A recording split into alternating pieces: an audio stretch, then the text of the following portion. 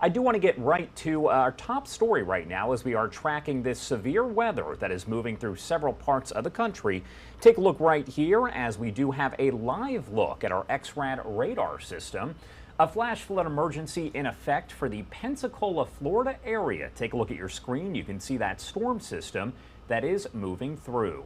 We know more than 100,000 people under those emergencies stretching from Pensacola through Warrington and Myrtle Grove. There are reports of flooded homes, roads covered with water, and that water is still rising. Parts of the region under feet of water.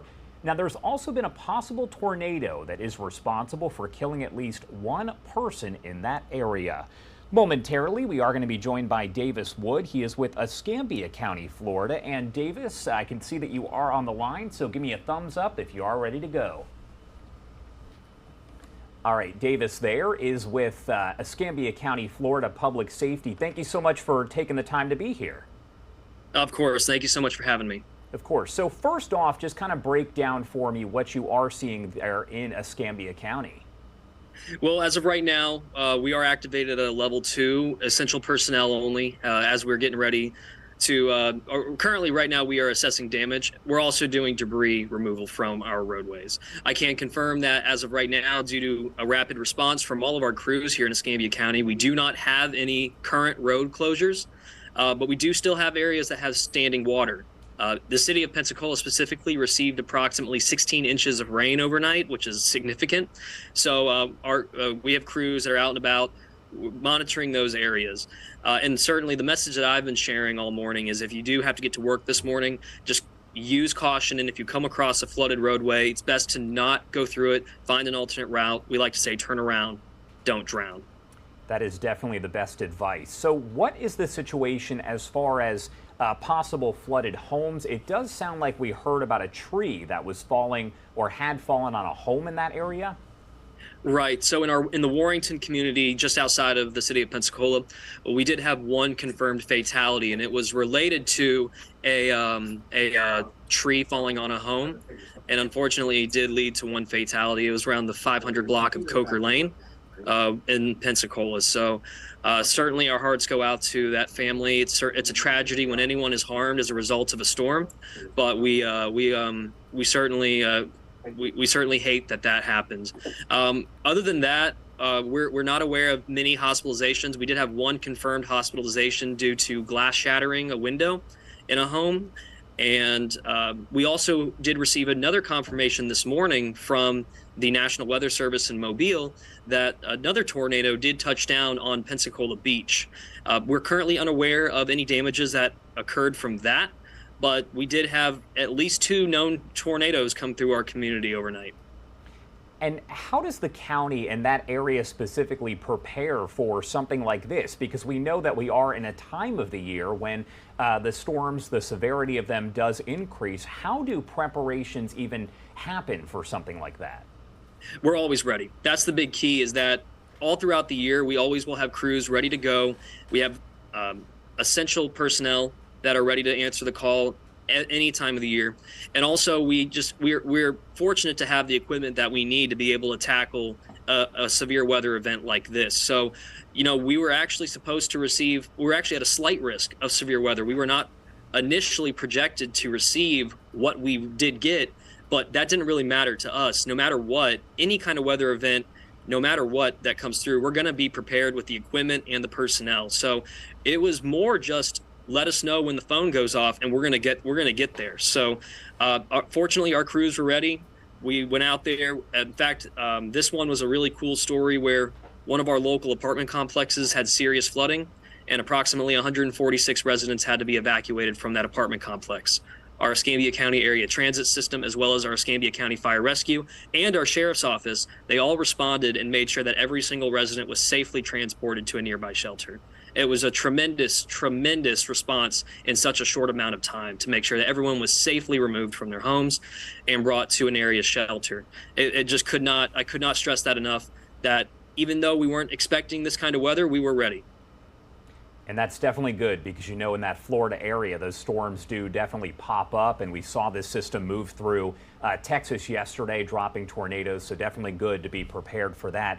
Have there been any other evacuations in that area? As you mentioned, there was that apartment complex that was evacuated.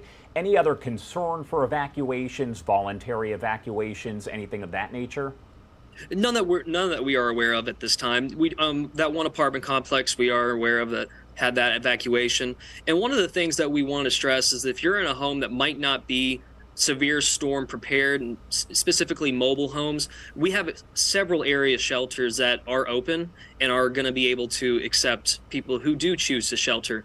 And our website is Escambia County at myescambia.com/be ready. We have a whole list of shelters for our residents and visitors. They can take a look at that and see what their options are in case they feel the need to be able to evacuate their home, because we do have another round of storms coming through. And so if you maybe feel that last night was a little too much, and with the storms that are coming up, you need to seek another option, we do have that option as available to our residents and visitors. And that's myescambia.com/be ready for a list of shelters. And my last question for you here, looking out your window right now, it looks like you're actually in an office, so I'm not sure if you do have a window there, but what is it looking like outside at this point? Because as you mentioned, there are more storms that are expected. There are more storms, but believe it or not, this is Florida. When I looked out the window 10 minutes ago, it was sunny. The sun was out, but that's Florida for you, and especially this time of year, it'll be sunny one second, and then it's pouring down rain the next. So yes, we are expecting more storms. More clouds are going to be rolling through, but I can honestly tell you, looking at my window a few minutes ago, it was sunny outside.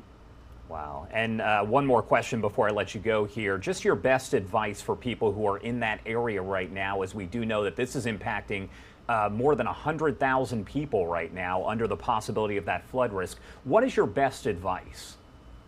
Just do whatever you can to seek higher ground. If you do need to evacuate to another area, we do have evacuation routes for your specific area on our website, myescambia.com/be ready. Also, we want people to know, if in case you're concerned at all, my house didn't flood yesterday, but am I in a flood zone? Am I in a storm surge zone? We have a tool called Know Your Zone on our website. You type in your address and you can see what level you are at, A, B, C, D, or E, A being the worst, E being still possible, and then also you may not live in a flood zone or storm surge zone. So that's one way you can figure that out for yourself. But if you do not want to risk it, again, I want to stress that we have area shelters that are open for emergencies like this.